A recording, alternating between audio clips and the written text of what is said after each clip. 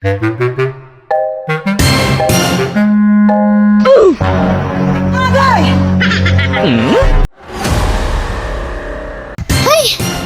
Isang taon na ako dito sa Manila. Ano kang nangyari sa papa ko? Kasi hindi naman ako tumatawag sa kanya eh. Araw-araw hindi ako tumatawag sa kanya.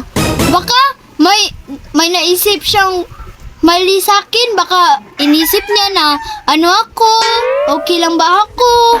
Kumusta na kayong papa ko doon sa Cebu City? Namimiss ako na talaga siya eh. Talaga tawag. Tatawagan ko muna yung papa ko. Baka anong nangyari sa kanila o may masama bang nangyari sa kanila dahil sa panahon ngayon. Dahil sobrang umulan dito. Baka may nangyari sa kanila na masama o ano pa, disgrasya baka ha. Ano pa kaya?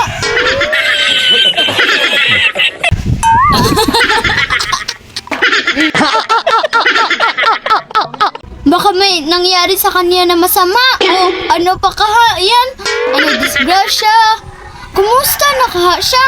Namimiss ko na talaga siya eh. Ano kaha nangyari sa kanya?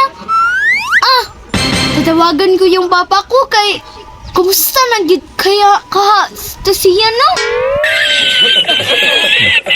Baka namimiss yung papa ko sa akin. Baka anong inisip niya sa akin?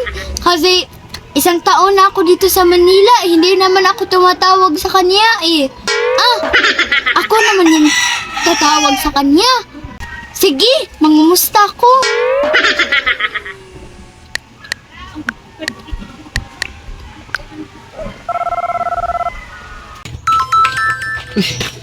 Ano nanawag na ko? Kisa ka rin tawag na wala.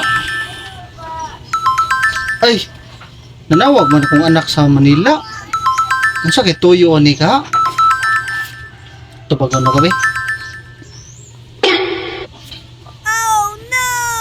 Oh, hello na. Hello, Father! Kumusta kayo dyan? Okay lang ba kayo?